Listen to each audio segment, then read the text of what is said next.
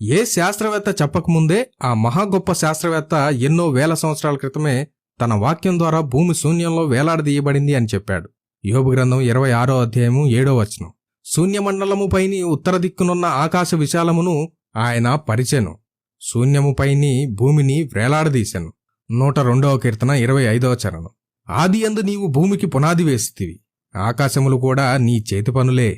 19వ కీర్తన 1వ చరణం. ఆకాశములు దేవుని మహిమను వివరించుచున్నవి, అంతరిక్షము ఆయన చేతి పనిని ప్రచురపరచుచున్నది. ఈ విశ్వం, ఈ జ్ఞానం దేవుని మహిమ కోసం పనిచేస్తున్నాయి. ఆయనను మించిన శాస్త్రవేత్త ఈ భూమి మీద లేదా ఆకాశంలో ఎక్కడా లేడు. ఏ శాస్త్రవేత్త అయినా దేవుడు లేడు అని అంటున్నారంటే అసలు సైన్స్ అంటేనే దేవుడనే విషయం వాళ్ళకి తెలియదు. ఎందుకంటే ఈ భూమి మీద వాళ్ళు మహాజ్ఞానులమని వాళ్ళు అనుకుంటారు. జ్ఞానులకు దేవుడు తన విషయాలు మరుగు చేస్తాడు అని బైబిల్ చెప్తుంది. కొరింథీయులకు రాసిన మొదటి పత్రిక 1వ అధ్యాయము 25వ వచనం నుండి. దేవుని వెర్రితనము మనుష్య జ్ఞానము కంటే జ్ఞానము గలది, దేవుని బలహీనత మనుష్యుల బలము కంటే బలమైనది. సహోదరులారా, మిమ్మును పిలిచిన పిలుపును చూడుడి. మీలో లోకరీతిని జ్ఞానులైనను ఘనులైనను గొప్ప వంశము వారైనను అనేకులు పిలువబడలేదు గాని ఏ శరీరియు దేవుని ఎదుట అతిశయపడకుండునట్లు జ్ఞానులను సిగ్గుపరచుటకు లోకములో నుండి వెర్రివారిని దేవుడు ఏర్పరచుకొని ఉన్నాడు. బలవంతులైన వారిని సిగ్గుపరచుటకు లోకములో బలహీనులైన వారిని దేవుడు ఏర్పరచుకొని ఉన్నాడు. ఎన్నికైన వారిని వ్యర్థము చేయుటకు లోకములో నీచులైన వారిని, తృణీకరింపబడిన వారిని, ఎన్నికలేని వారిని దేవుడు ఏర్పరచుకొని ఉన్నాడు.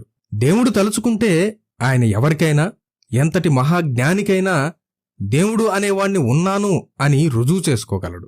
కాని ఆయన అలా చేయకపోవడానికి గల కారణం ఈ లోకంలో జ్ఞానులకు ఆయన తనను తాను మరుగు చేసుకుంటున్నాడు. మనలాంటి సామాన్య ప్రజలకి దేవుడు ఎవరు, ఆయన అవసరత ఏంటి అనే విషయాలను చెప్తున్నాడు. ఇదంతా దేవుడు పనిచేసే విధానం. లోకంలోని జ్ఞానులకు ఈ సృష్టికి మూలం సైన్స్ అని అర్థమవుతుంది. దేవుని కృపచేత రక్షించబడిన మనకు ఆ సైన్స్కి మూలం మన దేవుడు, మన రక్షకుడైన యేసుక్రీస్తు అని అర్థమవుతుంది. ఆయన లోకానికి బయలుపరచబడే రోజు త్వరలోనే రాబోతుంది. ప్రకటన గ్రంథము 1వ అధ్యాయము 7వ వచనము. ఇదిగో ఆయన మేఘారూఢుడై వచ్చుచున్నాడు, ప్రతి నేత్రము ఆయనను చూచును, ఆయనను పొడిచిన వారును చూచెదరు, భూజనులందరూ ఆయనను చూచి రొమ్ము కొట్టుకుందరు. అవును, ఆమేన్. Jesus coming soon, so be prepared.